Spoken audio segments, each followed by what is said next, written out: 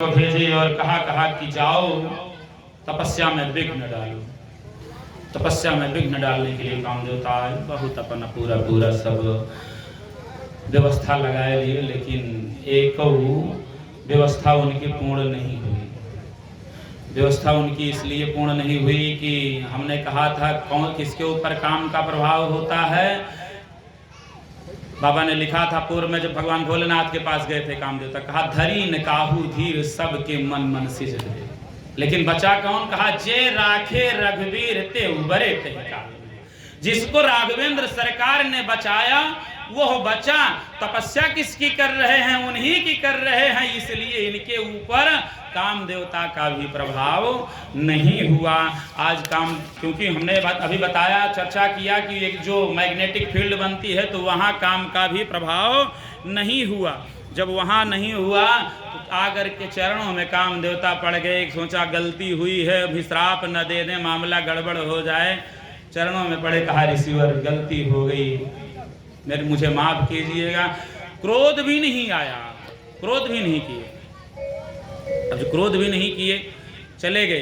एकदम प्रसन्न हो गए देव श्री नारद बाबा। नारद बाबा ने सोचा देखो मुझे काम देवता कुछ नहीं कर पाए। पहुंचे ब्रह्मा जी से बताए। ब्रह्मा जी से बताए, कहा कि पिताजी मैंने तपस्या किया और अखंड तपस्या किया। कहा बहुत बढ़िया। कहा काम देवता आए थे कुछ नहीं कर पाए। कहा अच्छी बात है, नहीं रहा इसलिए बाबा भोलेनाथ के पास पहुंच गए। बाबा भोलेनाथ के पास पहुंच गए। कहा तब नारद गौने शिव पाही जिता काम अहमित मन माही। उनसे बोलते हैं अहम भरे भाव में, गर्व भरे भाव में, कि मैंने काम देवता को जीत लिया प्रभु। बाबा भोलेनाथ ने कहा मामला ये तो अच्छा है कि काम देवता को जीत लिए, लेकिन मामला ये गड़बड़ है कि आपके मन में गर्व आ गया। सोच रहे हैं, मन ही मन सोच रहे हैं, इनके अंदर तो गर्व आ गया। और ये जैसे कह रहे हैं ये हर जगह गाएंगे, वही है अपने मुँह तुम्हें आप ही करनी भार अनेक भाज बहुवरणी। तो ये अब अपनी करनी हर जगह बताएंगे। कब बताता है व्यक्ति? जब गर्व आ जाता है तब। तो सोचा ये मामला गड़बड़ है। तो बात कहते हैं कि ये अच्छा, नारद बहुत अच्छा है, सोचते हैं ये भक्त हैं, इनके अंदर गर्व आ गया। कहीं चले गए क्षीर सागर वासी के पास, उनसे बता दिया तो वो तो गर्व ही उनका आहार है, पता नहीं क्या इनको झेलना पड़ जाए। इसलिए कहते हैं कि बार बार बिनवहु मुनि तो ही जिम यह कथा सुनायहूं ही। तिम जिम हरि ही सुनाइयों कबहूं चलहु प्रसंग दुरायहु तबहूं। कहा जैसे मुझे सुनाया ऐसे जाकर के नारायण से हरि से मत सुनाना। अगर वो चर्चा कर भी दें तो उस चर्चा को आप बदल देना दूसरे भाव में, लेकिन यह चर्चा मत करना। नारद जी सुन तो लिए, लेकिन सोच रहे हैं कि पता नहीं काहे के लिए रोक रहे हैं। हो लग रहा है हमारी ख्याति से इनको ईर्षा तो नहीं हो रही है कि हमने काम को जीत लिया। इनको हमारी ख्याति से ईर्षा तो नहीं हो रही। पहुंच गए। कहा एक बार करतल कर बीना गावत हरिगुणगान रवीना। क्षीर सिंधु गौने मुन्ना था जहाँ बस श्रीनिवास रुद्रमा था। पहुंच गए कहाँ? क्षीर सागर पहुंचे। क्षीर सागर में पहुंच करके जब वहाँ पहुँचते हैं तो फिर भगवान ने देखा कि आज बड़े दिनों के बाद मेरा भक्त आया है, आज बड़े दिनों के बाद मेरा भक्त आया है। उठ करके स्वयं स्वागत करने के लिए, नारायण अपने भक्त का स्वागत करने के लिए खड़े हो गए। कहा हर सिमले उठी कृपा निकेता और बैठे आसन ऋषिन्हा समेता। कहते हैं कि हर्षित होकर के उठ करके मिले और मिल करके कहाँ बैठे? कहा बैठे आसन ऋषि समेता। नारायण के आसन पर वो जब बैठे तो उन्हीं के आसन पर नारद भी बैठे। बैठे आसन ऋषि समेता, साथ साथ दोनों एक आसन पर बैठे। पहली चीज तो संत का आसन, भगवंत का आसन, गुरु का आसन, इसके बराबरी बैठे नहीं चाहिए। संत का आसन अलग होता है, भगवंत का आसन अलग होता है। लेकिन अब भगवंत के ही आसन पर बैठा जाए ये कौन करता है? ये कोई गर्व में आया हुआ पुरुष ही घमंड में आया हुआ करेगा। यही घमंड जाहिर हो गया। दूसरी चीज खतरा तब सर्प मिल जाए तब, सर्प पे पैरों पड़ जाए तो ये होता है कि भे बहुत खतरा था, टल गया। अरे कहाँ जाके बैठ रहे हैं? शेषनाग के ऊपर बैठ रहे हैं। भाई उनको दोष नहीं लगेगा, क्योंकि समरथ को नहीं दोष गोसाई, रवि पावक सुरसर की नहीं, लेकिन सब वहां बैठने के अधिकारी नहीं हैं। बैठे आसन ऋषि समेता, यही क्या समझ लीजिए सब गड़बड़ हो गया। अब भगवान समझ गए कि इनके मन में कुछ न कुछ गर्व है। तब कहते हैं भगवान क्या कहते हैं? कहते हैं कि बोले बिहस चरा चराया। बिहस, बिहसना, हंसना अलग होता है। बिहसना व्यंगात्मक मुस्कान है कि यहाँ बैठे हो व्यंग रूप में हंस रहे हैं। कहा बोले बिहस चरा चराया, बहुते दिनन कीन मुनि दाया। बहुत दिनों के बाद मेरे ऊपर दया किया। अच्छा, दया कौन करता है? बड़ा वाला दया करेगा, भगवान दया करेंगे कि साधारण व्यक्ति दया करेगा? भगवान सबके ऊपर दया करते हैं ना, भगवान के ऊपर कौन दया करेगा भाई? परम स्वतंत्र ने सिर पर कोई, उनके ऊपर दया की क्या आवश्यकता? कहते हैं बहुते दयन कीन मुनि दाया। व्यंग बोल रहे हैं, लेकिन तब भी अभी नारद जी जब गर्भ मन में आ जाता है तो व्यक्ति सब कुछ भूल जाता है कि मैं क्या कह रहा हूं, मुझे सामने वाला क्या बोल रहा है। कहे हाँ हाँ प्रभु, असल में ऐसा था ना कि मैं तपस्या करने लगा था। कहा अच्छा, कहा तपस्या करने लगा, और जानते हैं आप काम देवता को मैंने जीत लिया, कुछ नहीं कर पाया। कहा काम चरित नारद सब भाखे, जब जब प्रथम बरज शिव राखे। जबकि शंकर जी रोके थे, लेकिन तब भी माने नहीं, बताए कि मैंने काम को जीत लिया, अगर आपकी कृपा से जीत लिया। गर्वपूर्ण भाषा थी। भगवान ने कहा बहुत अच्छा, बहुत अच्छा, बहुत प्रसन्न हुए भगवान।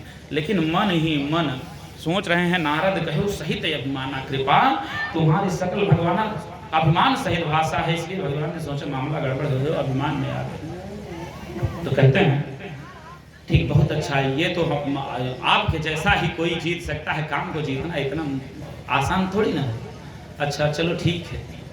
इधर ये काम देवता को जीतने के लिए बता करके बस वही बताने के लिए गए थे, वहां से चले आए तो भगवान सोचते हैं कि मेरे भक्त के मन में एक गर्भ रूपी वृक्ष अंकुरित हो रहा है। और अंकुरित होते हुए कहा करुणा निधि मंदिर विचारी और अंकुरित गर्भ तब भारी। अंकुरित हुआ, लेकिन अंकुरित में ही ये इतना बड़ा हो गया है, बड़ा सा अंकुरण, इसका अंकुर ही बड़ा है। अब कुछ दिन अगर रह गया तो ये कितना बड़ा हो जाएगा, बड़ा मुश्किल हो जाएगा उखाड़ने में। जैसे एक पेड़ आप जाइए उखाड़िए और कुछ दिन का रहता है तो हाथ लाल हो जाता है। कहा अगर अभी ना उखाड़ डालूं इसको, बेग समय डारी हो उखाड़ी, जल्दी से उखाड़ दूं, ज्यादा दिन हो जाएगा तो उखाड़ने में दर्द होगा भाई मुझे स्वयं। और वही स्थिति हुई भगवान को। भगवान को स्थिति हुई कि उखाड़ने में, जैसे अभी पेड़ उखाड़िए तो हाथ लाल हो जाता है, जबरदस्ती खींचे तो कभी कभी कुसा उसा उखाड़ने जाइए तो गड़ जाता है। वो स्थिति भगवान को गड़ा, ये उखाड़े तो आगे चर्चा आ रही है कि क्या इनको भोगना पड़ा, श्राप अपने भक्त के द्वारा मिल गया।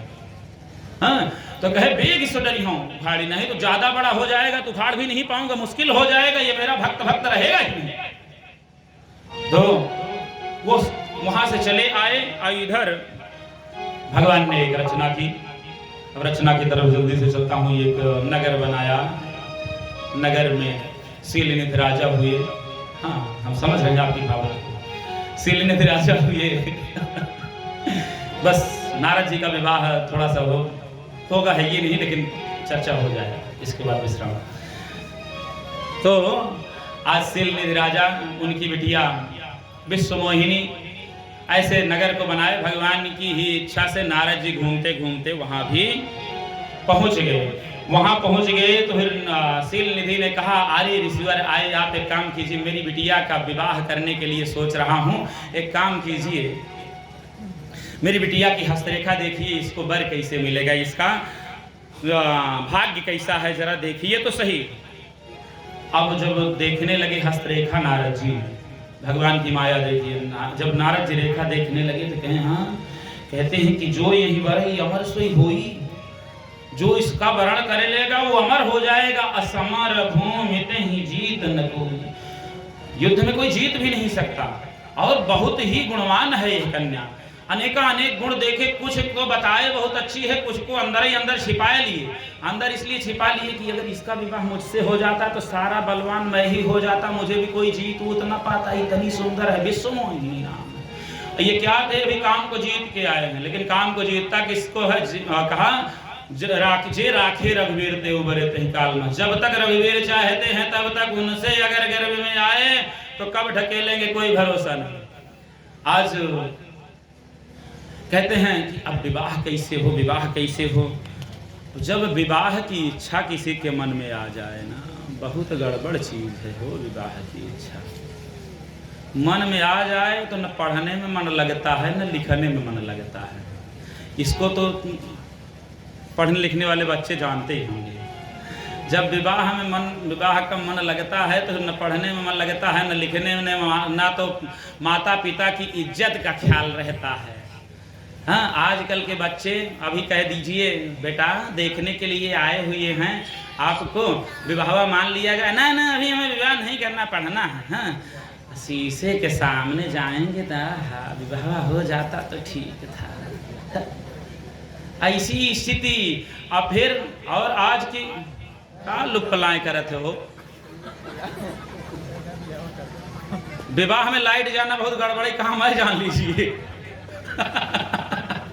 बोलिए राघवेंद्र सरकार की जय हो। तो बंधु, आज का बालक क्या है, बालकों की स्थिति बता रहा हूं, जो जिनके ऊपर काम देवता सवार होते हैं, जो नारद जैसे हो जाते हैं। नारद जी क्या कह रहे हैं, जय हो राम। नारद जी कह रहे हैं कि जप तप कछु न हो ही तेहि काला, अहे विधि मिलई कवन विधि वाला। तो बाला के चक्कर में जब पड़े तो जप तप कुछ नहीं होता, पूजा भजन कुछ नहीं होता। आजकल के बच्चे जप तप तो करते नहीं, पढ़ाई लिखाई कुछ नहीं होती। करते कहाँ हैं बताएं, जैसे नारद बाबा पगलाए हैं। ये रतिया में मोबाइल लेंगे और बढ़िया से रजाई ओढ़ेंगे और ऊपर से एक तकिया और रख लेंगे कि बाहर आवाज ना जाए। केवल अगर आप वहां से गए तो केवल 2 शब्द सुन सकते हो, हूँ हाँ, हूँ हाँ, हूँ हाँ। रतिया भर हूँ हाँ करेंगे। मैंने सुना है तब बता रहा हूँ। सुल्तानपुर में कथा बोल रहा था तो जिस कमरे में मैं था, एक लड़का उसी कमरे में सोता था। उस कमरे में सोता था तो ठंडी का महीना था, रजाई ओढ़ के मैं भी वो सोचे महाराज सो रहे हैं। जब मैं जगूं तो केवल उसका 2 शब्द मैं सुनता था, हूँ हाँ। पूरी रतिया हूँ हाँ करे। और जब मैं 4 बजे उठूं कि जाके मुझे स्नान करना है, 4 साढ़े 4 बजे जब उठूं तो जान ले कि महाराज जी जग गए हैं, उठ गए हैं, तब उसका हूँ हाँ बंद हो। मतलब पूरी रात, इतना समझदार लड़का कि हूँ हाँ में पूरी रात बीत जाए हो। ऐसे आजकल बतियाते हैं, क्यों? और उनको जरा भी शर्म लिहाज कुछ नहीं है, माता पिता की इज्जत का ख्याल नहीं है। नारद बाबा को जब नहीं है तो उनको क्या होगा? कहते हैं जब तब कछ न हो तही काला है, विधि मिले कवन विधि वाला। ऐसी स्थिति आज के बालकों की भी हो गई है। भैया भगवान का भजन करो, राम जी बचाएंगे, दूसरा कोई नहीं बचा सकता। माया के चक्कर में पड़ोगे तो आएंगी तो नचौबई करेंगी। चर्चा कल ही कर ही चुका हूं कि आने के बाद तो नाचना ही है फिर। हाँ, तो काहे के लिए नाचने के चक्कर में पड़े हो? भगवान की भक्ति में थोड़ा सा घूम जाओ, पढ़ो लिखो जम के। ऐसी स्थिति नहीं पालनी चाहिए, हूँ हाँ के चक्कर में नहीं पड़ना चाहिए। अब सोचते हैं विवाह कैसे हो। जैसे आज का बालक कहता है कि नहीं मुझे तो अब विवाह उन्हीं से करना है। किसके पास जा रहे हैं? नारायण के पास जा रहे हैं। स्वयं कहते हैं कि अब जा रहा हूँ, उन्हीं के पास जाऊंगा। उनसे उनकी सुंदरता, उनके जैसा कोई सुंदर है नहीं। तो कहते हैं कि हरि सन मागहु सुंदरता, हरि सन मागहु सुंदरताई,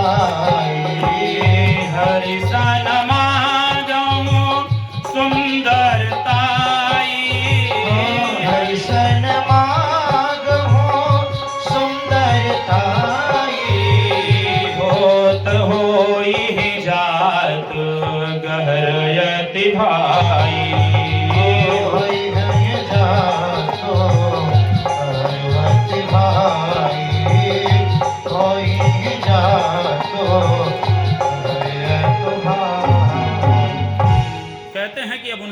सुंदरता मांग लूँगा तो फिर ये सुंदर है तो देख करके मोहित हो जाएगी, अब मुझसे रहा नहीं जा रहा है और दूसरी तरीके से पाऊंगा नहीं, आन भांत नहीं पाऊंगा।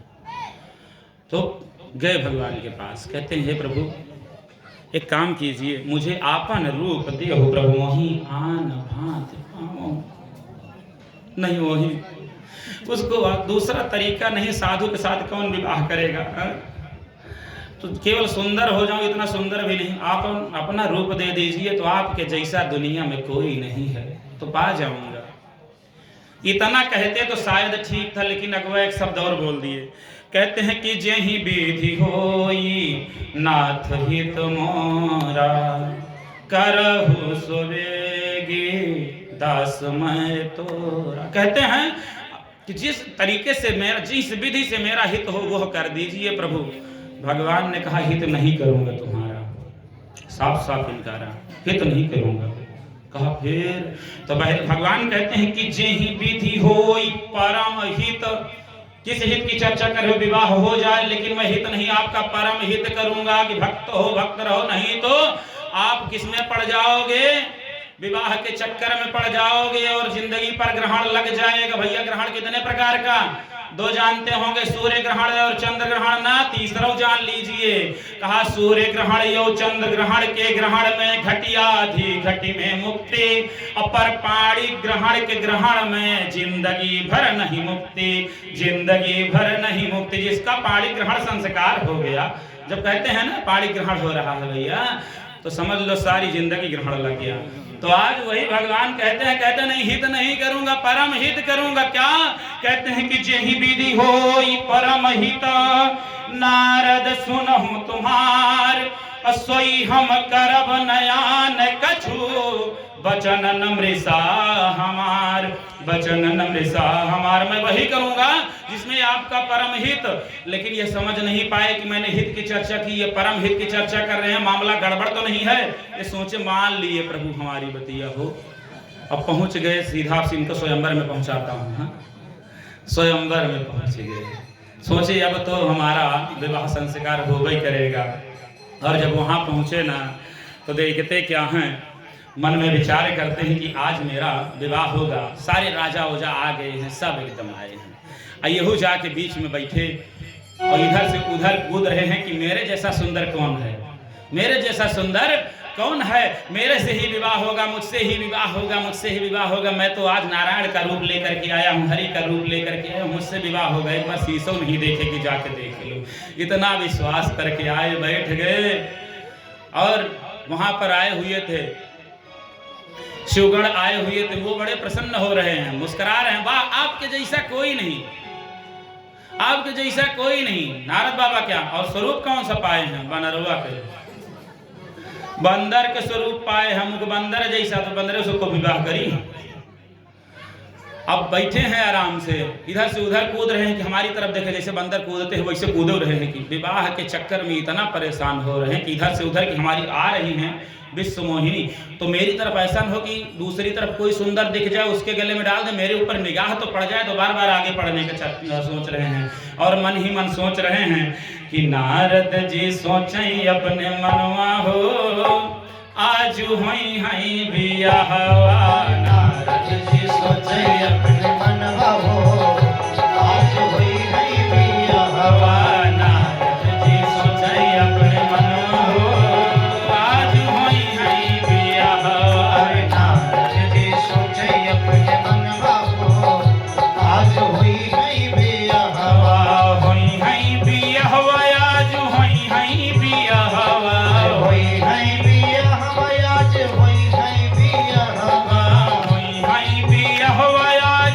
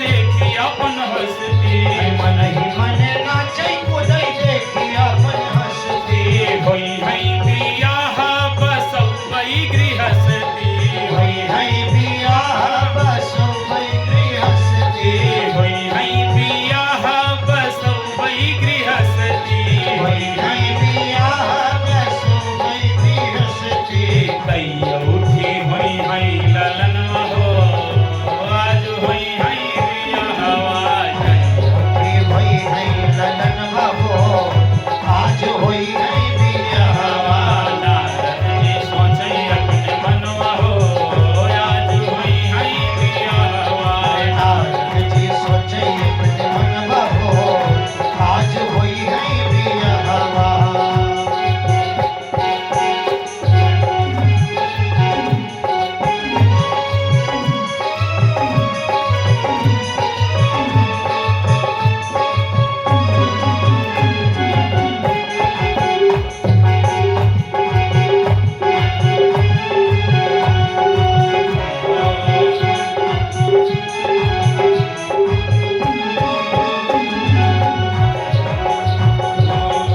नारद का देखी देखी हंसई सारी दुनिया नारद का देखी देखी हंसे सारी दुनिया नारद का देखी देखी हंसई सारी दुनिया नारद का देखी देखी हंसे सारी दुनिया ताकै न इनकी ओरी विश्व मोहिनिया ताकै ना इनकी ओरी विश्व मोहिनिया देखै न इनकी ओरी विश्व मोहिनिया देखै ना इनकी ओरी विश्व मोहिनिया मिट गईले सगरो गुमनवा हो आज होई हई बियाहवा ये सकरो को मनवा हो आज होई हई बियाहवा नारद जी सोचै अपने मनवा हो आज होई हई बियाहवा नारद जी सोचै अपने मनवा हो आज होई हई बियाहवा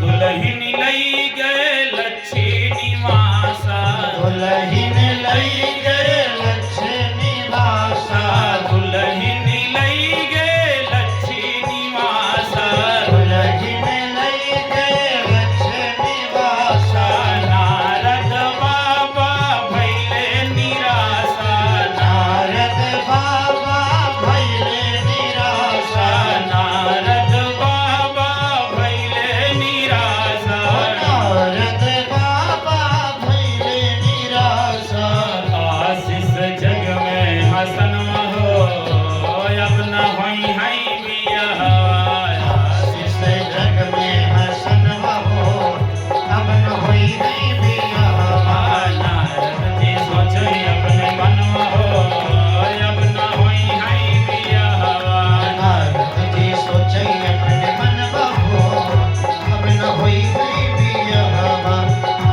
जी सोचै अपने मनवा हो अब न होई नहीं बियाहवा नारद जी सोचै अपने मनवा हो अब न होई नहीं बियाहवा अब न होई दुल्हन लई गए लक्ष्मी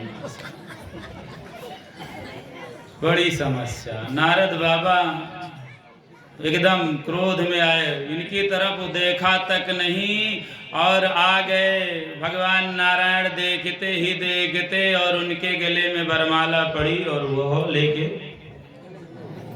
गए। अब बड़े चिंतित हुए कि ऐसे स्वरूप मैंने मांगा था, इनको आने की क्या आवश्यकता थी। तो जो रुद्रगण थे, रुद्रगणों ने इशारा किए, एक बार चेहरवा देखो।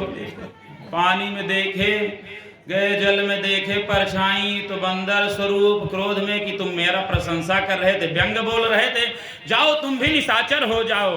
कहते हैं कि हो निशाचर जाई तुम कपटी पापी दो, हंसे हु हम ही सो ले हु फल बहुरी हंसे हु मुनि को। कहते हैं जाओ निशाचर हो जाओ, हमारे ऊपर हंसे हो ना तो फल लो। अच्छा, इस पे थोड़ा सा एक बात बताऊंगा। आज रामचरितमानस सब घर में होता है, और रामचरितमानस में एक चौपाई, सब लोग जितना बाबा लिखे हैं उसके अलावा बढ़ के विद्वान बनते हैं, दोहे की चौपाई बनाते हैं। दोहा जो लिखे हैं, दोहे को भी चौपाई बनाने के लिए क्या करेंगे, उसमें मात्रा जोड़ते हैं। कहेंगे रामा, बीच में लास्ट में सिया रामा। इसी दोहे में जरा एक बार रामा सिया रामा जोड़ के देखिए। जाई निशाचर हो तुम कपटी पापी दो। कहने का अर्थ क्या हुआ, जाओ निशाचर, राम जी जाओ निशाचर हो जाओ। जाई निशाचर हो तुम रामा, कपटी पापी दो सिया रामा। राम सिया राम दोनों जने जा कपटी पापी है। अरे बाबा तुलसीदास मूर्ख थे जो उन्होंने दोहे का निर्माण किया। बढ़ के विद्वान बन जाते हो, रामा सिया रामा जोड़ करके अर्थ का अनर्थ करते हो। जितना लिखा है बाबा ने, अगर अखंड पाठ का संकल्प लिया है तो अखंड खंडित तो हो गया, उसमें दूसरे शब्द का प्रयोग किया तो क्यों जोड़ते हो भाई। राग बनाने के लिए नहीं जरूरी है अनुराग से भगवान मिलते हैं। मिले न रघुपति बिनु अनुरागा, किए जोग तप ज्ञान विरागा। राग के चक्कर में अर्थ का अनर्थ कर देते हैं। रामा सिया रामा जोड़ना है तो अपना नया निर्माण कर लो, खूब बढ़िया से गाओ बजाओ, लेकिन दूसरे के एक संत के लिखे हुए में क्यों अपना मर्जी झोंकते हो। खैर, इस पर अंकुश लगाना चाहिए, ये किसी की नकल नहीं करनी चाहिए। जितना लिखा है उसका पाठ करना चाहिए। अगर और कुछ जोड़ना है तो अपनी मर्जी से नया निर्माण कर लेना चाहिए, नहीं तो अर्थ का अनर्थ हुआ कि नहीं हुआ। तो बंधुओं, आज मैं कह रहा था इनको श्राप दिया, श्राप देने के बाद अब सोचते हैं कि लेके गए, हमको फंसाए, हमको अपना स्वरूप न दे करके बंदर का स्वरूप दिए है ना। आज गुस्सा इतनी तेज लगी है कि आज मिल जाए तो 2-4 थपड़ा लगा ही दूं। मैं नहीं कह रहा हूँ, बाबा नारद बाबा खुद ही कह रहे हैं। कहते हैं कि देई हूं श्राप की मरी हूं जाई। आज जा रहा हूं, मिल जाए बस। आज या तो श्राप ही दूंगा, नहीं तो मरबई करूंगा। जगत मोर उपहास कराई।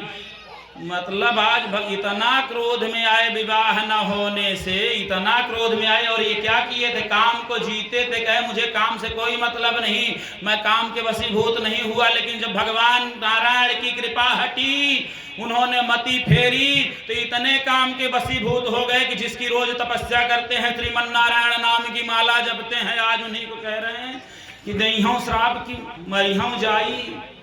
आज जा रहा हूं तो मिल जाए बस। तो आज इनको बताता हूं, हाँ, क्रोध में एकदम आ गए हैं बाबा। जगत मोर उपहास कराई, तो बीच ही पंथ। इन्होंने सोचा मिल जाए तो भगवान कहे आओ इच्छा पूरी करता हूं, मार लो भाई, मैं मारो खाने के लिए तैयार हूं। आप मेरे भक्त हो, भक्त की इच्छा तो पूर्ण करना भगवंत का कर्तव्य है। तो कहा बीच ही पंथ मिले धनुचारी, संग रमा सोई राज कुमारी। रास्ते में मिले, साथ में रमा भी हैं, वो राजकुमारी भी हैं। अब देखे तो समझ लो जले पे नमक छिड़कने वाली बात हो गई। नारद बाबा को क्रोध लगा। अब कहते हैं कि देखने में बड़ा अच्छा बोलते हो, हाँ, बहुत अच्छा केवल बोलते हो, लेकिन कपटी नंबर 1 के हो। कहा पर संपदा सकहो ने देखी नहीं देखी, तुम्हारे ईर्षा कपट भी सीखी। कपटी नंबर 1, अगर मेरा विवाह हो जाता तो मतलब मेरा विवाह देख नहीं सकते थे, क्या जरूरत है बीच में टपकने की, आ गए बीच में। और हमारा विवाह हो सकता है वैसे हमारे स्वरूप से हो जाता, लेकिन हमारा स्वरूप बदल के बंदर बनाए दिए, हाँ? बीच में आ गए, दूसरे की संपदा नहीं देख सकते हो। बहुत जोर बिगड़े हो, बहुत जोर बिगड़े। कहा कहते हैं कि अगर मेरा विवाह नहीं करवाए हो ना, जाओ मैं श्राप देता हूं। समय को देखते हुए जल्दी से ज्यादा बिगड़वाना नहीं है। श्राप देता हूं कि मेरा विवाह नहीं करवाए हो, मुझे पत्नी के लिए तरसाए हो ना, इधर उधर भटकूंगा पत्नी के लिए, मैं परेशान हूं, विवाह हो जाए। जाओ तुम भी पत्नी के लिए तरसोगे। पत्नी के लिए तुम भी एकदम दौड़ोगी इधर से उधर, जंगल जंगल। भगवान ने हाथ जोड़ा, कहा ईश्वर आपका श्राप मुझे स्वीकार है। धन्य हो प्रभु, धन्य हो। आज अपने भक्त को बचाने के लिए, उस पेड़ को उखाड़ने के लिए जो अंकुर गर्भ तर उभारी, उसको उखाड़ने में क्या कष्ट हो रहा है, श्राप मिल रहा है, उसके लिए इनको जंगल जंगल भटकना पड़ेगा। यह इन्हीं का भक्त श्राप दे रहा है। मतलब अपना, हमारे भक्त का अहित न होने पाए, मुझे जंगल जंगल भटकना भले पड़ जाए। मुझे भटकना मंजूर है, लेकिन मेरे भक्त के ऊपर कोई गड़बड़ी ना आए, उसके मन में, उसके हृदय में कोई पाप ना आए, उसके मन, उसके हृदय में कोई विकार ना आए, उसके लिए मैं कष्ट सह लूंगा। ऐसे हमारे राघवेंद्र सरकार हैं, ऐसे हमारे प्रभु हैं। और इनको छोड़ करके हम दूसरे के पास काहे के लिए जाए हो? तो बंधुओं, आज भगवान ने स्वीकार किया। स्वीकार करने के बाद क्रोध में वहाँ से नारद बाबा चले। थोड़ी देर बाद फिर से रास्ते में मिलते हैं। फिर से रास्ते में मिले तो ना तो रमा है न राजकुमारी है। तब पूरी जब थोड़ा सा हटे, उसके बाद निगाह जब दौड़ाते हैं, श्राप के बाद देखते क्या है, माया जैसे हटाए वैसे देखते क्या है, कोई नहीं। याद आया कि अरे कहाँ कोई शील निधि राजा भी कोई नहीं, ये राजकुमारी कहाँ से आई? ये तो हम माया के चक्कर में पड़ गए, भगवान की माया के चक्कर में। मैं इनके पास गर्भ करके आया था, उसका परिणाम मुझे ये दिखा रहे थे कि मेरी ही कृपा से। भगवान से निवेदन करने लगे, मेरा श्राप झूठा हो जाए, मेरा श्राप झूठा हो जाए। कहा मेरे भक्त की बात जो निकली है उसको झूठा मैं भला होने दूंगा? अरे मैं, अगर मेरा भक्त जो कह दे उसको सत्य करना मेरा कर्तव्य है। मैं सब कुछ झेलने के लिए तैयार हूं, लेकिन मेरा भक्त कभी झूठा न साबित हो, मैं उसके लिए उद्यम करूंगा। भगवान से बार बार प्रार्थना करते हैं, कहते हैं क्या करूं, मुझे अब अपने ऊपर ग्लानि होने लगी है, प्रभु क्या किया जाए? कहते हैं कि ग्लानि अगर हो तो उसके लिए एक ही उपाय है। कहा क्या? कहा भगवान भोलेनाथ की चरण शरण ग्रहण कर ली जाए। आज बाबा भोलेनाथ के शरण में जाने के लिए कहते हैं, भगवान स्वयं नारायण कहते हैं कि जप हो जाए शंकर सतनामा, जप हो जाए शंकर सतनामा, जप हो जाए शंकर सतनामा, जप हो जाए शंकर सतनामा, जप हो जाए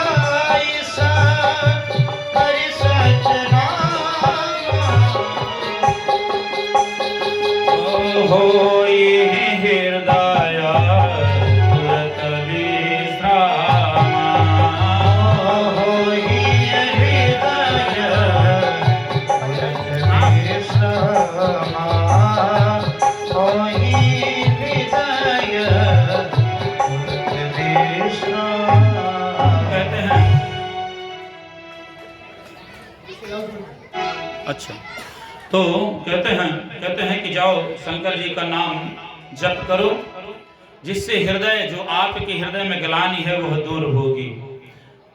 तो नारद बाबा चले जाते हैं नाम जपने के लिए, और अपनी वाणी को आज यहीं पर विराम दूंगा क्योंकि समय बहुत ज़्यादा हो रहा है। नारद जी कुछ जा रहे हैं जपने के लिए, कुछ देर तो जप लेने दिया जाए।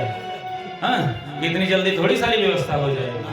तो वो जपने जा रहे हैं, और कल की कथा में भगवान का जन्म कल ही होगा।